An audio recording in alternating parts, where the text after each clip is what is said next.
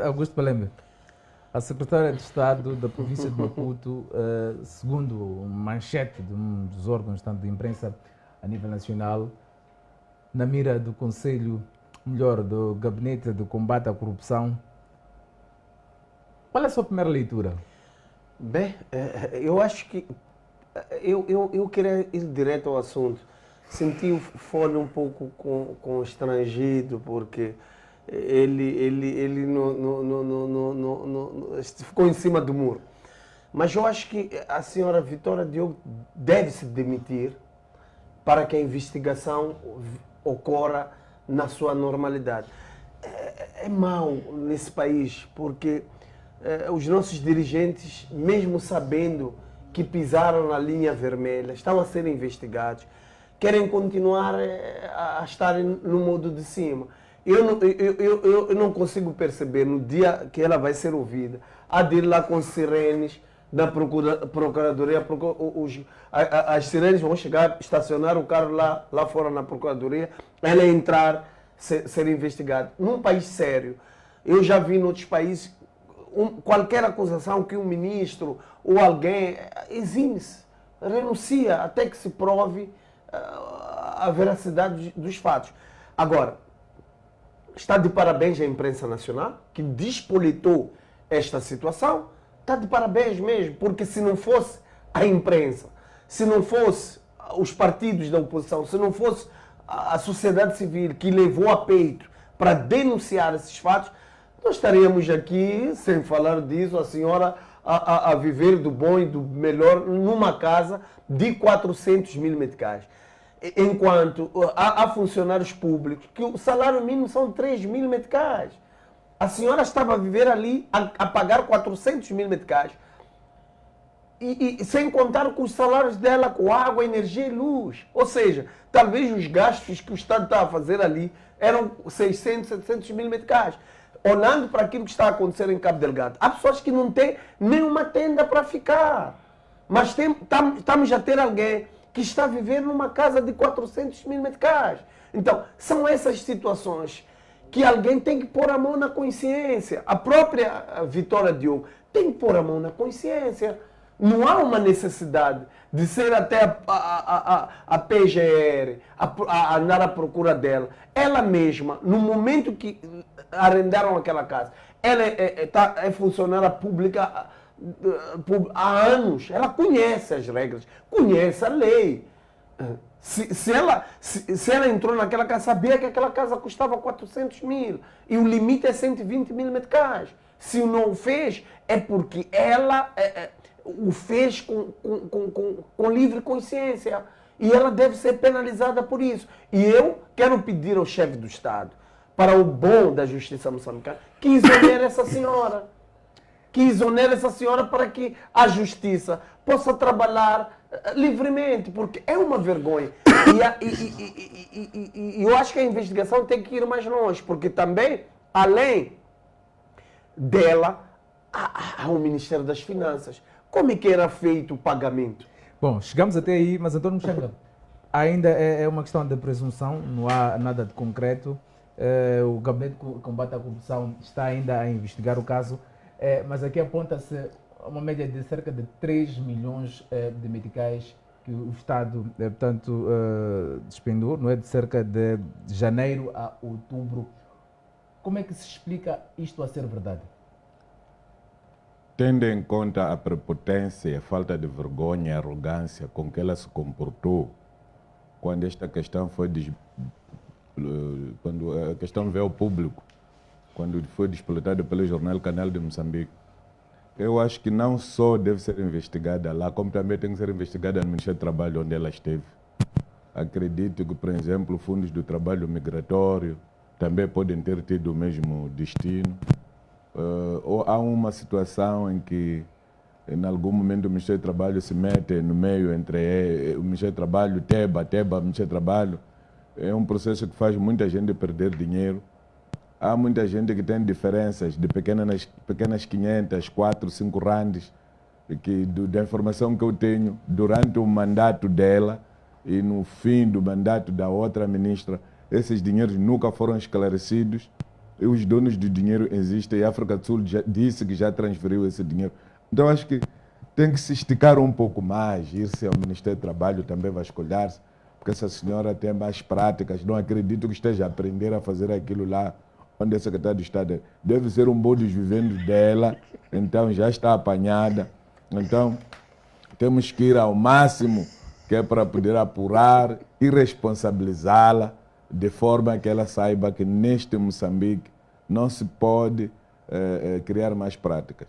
O limite são 120 mil meticais, ela está com 400, significa que inflacionou mais de 200%. Isso é crime. Fole, a ser isto verdade, quer dizer, a informação em si, e a se levar isto à investigação e a se provar alguma situação aqui, qual é o espaço simplesmente para olharmos só para a Vitória Diogo e não olharmos para os outros, para o tal dito background? Há aqui implicação, por exemplo, do Ministério das Finanças, do Ministério das Obras Públicas. Como é que se justifica cerca de 3 vezes acima daquilo que é o limite estabelecido por lei? Bom, conforme eu disse anteriormente, esta é uma matéria que nós devemos deixar os órgãos competentes trabalhar e nos trazer um resultado. É em função deste resultado que nós devemos tecer os nossos comentários com profundidade, olhando para aquilo que a lei diz, sob pena de estarmos a fazer linchamento político na praça pública. Agora, o outro aspecto importante é que todos nós, sem sentença transitada em julgado, somos inocentes. Somos inocentes até que se prove que somos culpados em relação a um determinado aspecto. E às vezes os nossos dirigentes, falo dirigentes não só do governo, falo até líderes dos partidos políticos, falo de organizações da sociedade civil, entre outros. Eles, quando assumem as suas funções ou tarefas, olham para aquilo que é o essencial para o desempenho da sua função. Há aspectos marginais, há aspectos, por exemplo, como o que deve comer, como é que deve ser o aluguer disto, como é que deve ser paga a energia, essas questões muitas das vezes passam despercebidos aos dirigentes, não só do governo, conforme eu disse, da sociedade civil. Pode-se dar o caso de, provavelmente, antes desta questão de espoletar na imprensa, ela não tivesse conhecimento de quanto é que custava a casa onde estava a viver, porque acredito que nas instituições não é ela que faz esta questão de procurar a casa, que faz a questão do pagamento da casa e outras coisas. O importante e a lição que isto nos traz e que deve nos trazer é este descongestionamento que deve ser criado. Os dirigentes, quando são nomeados, seja lá para que tarefa for, quando cessa, imediatamente deve deixar aquilo que são os bens que são colocados ao seu dispor durante o processo ou durante o período em que está à frente ou na direção, tanto do Ministério, de uma governação, porque se não fazemos isto, o outro dirigente que vier, enquanto está à espera de outro sair, provavelmente vai se fazendo estes arranjos de procurar uma casa, alugar ali, porque são benefícios que estão na lei. Mas provavelmente isso é que pode ter suscitado com que, de facto, fosse alugar uma casa, porque provavelmente a casa onde devia ocupar, no momento estava ocupada. Mas eu não acredito muito nesta coisa dos dirigentes preocuparem-se muito com estas situações logísticas. Agora, há uma questão que se coloca, é que como dirigente também é preciso ter um olho clínico, não é? Sobre as várias situações. É preciso questionar como é que isto é, como é que aquilo é, para de facto não incorrermos em situações que lesem o Estado, violem aquilo que são as nossas leis, e acredito que em momento oportuno, se não apareceu, ela vai aparecer a se explicar, mas também ouvi dizer de que esta situação despolitou uma investigação, que esta investigação seja feita com transparência, com isenção e, de facto, se tiver se violado a lei, as pessoas, ou neste caso a Secretaria de Estado, seja responsabilizado pelos erros que tiver cometido no exercício das suas funções. José Fol, Mas é preciso perceber de que em processos como estes, às vezes, conforme eu disse anteriormente, pode ter muitas atenuantes. A primeira atenuante é o desconhecimento, por exemplo, do custo real da casa onde estava a viver. E aqui, se formos a buscar uma responsabilização, não é só da senhora da Vitória. Existe todo um staff, a nível da própria Secretaria de Estado, que é responsável por estas tarefas. Fol, isto levanta um bocadinho de fragilidade, sobretudo a nível no concerne à corrupção no país. Se tivermos a olhar o caso da Vitória Diogo e também os outros casos já levantados pelo Gabinete de Combate à Corrupção que envolvem os órgãos de Estado, qual é a imagem que isto traz? Há fragilidade na tramitação vamos lá dizer, dos processos, dos sistemas que facilitam? Olha, é preciso perceber que os órgãos de justiça não funcionam como polícia. Mesmo a polícia é para manter a ordem e tranquilidade. Há vezes em que as instituições conseguem ver que o Mchanga está, de facto, a pecar naquele momento. Mas não sendo a tarefa deles, dizer não, ande assim, isso não representa fragilidade. Estaríamos a falar de fragilidade se elas não atuassem dentro da sua competência.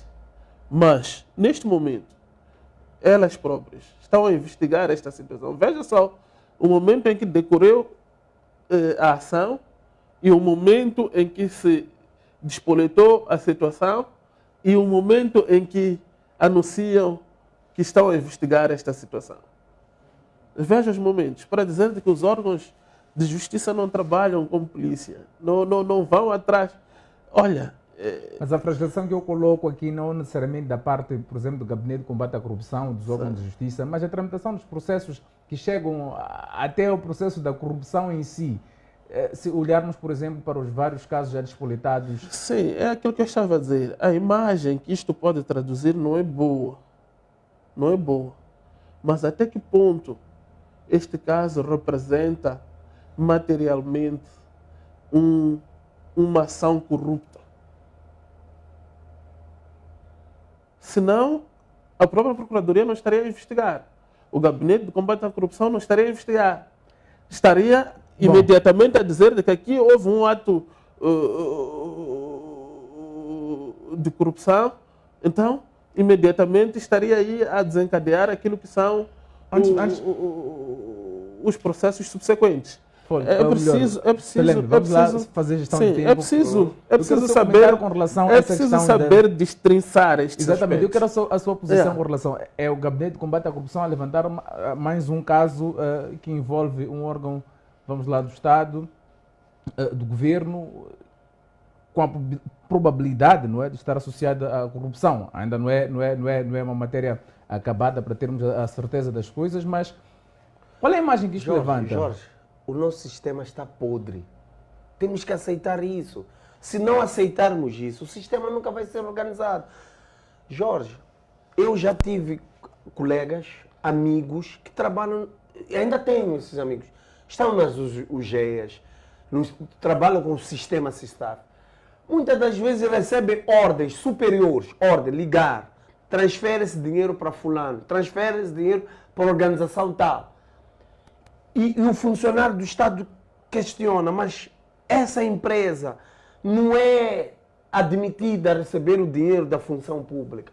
Mas a diretora provincial ou nacional das finanças dá uma ordem.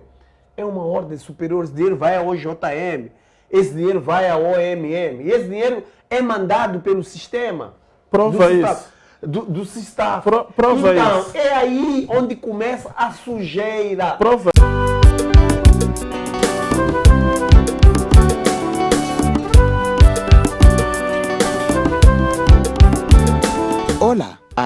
eep.co.mz é uma plataforma de classificados, compras e vendas.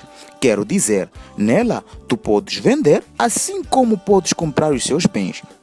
E não só, fazemos cadastro de lojas com endereço fixo de venda de eletrodomésticos, celulares, computadores, roupas, utensílios e não só, de parques de venda de viatura. A plataforma está disponível a ser usado por todo o país.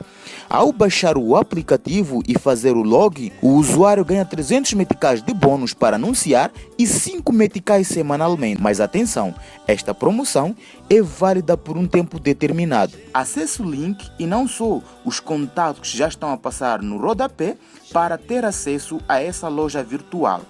eep.co.mz, a tua loja virtual.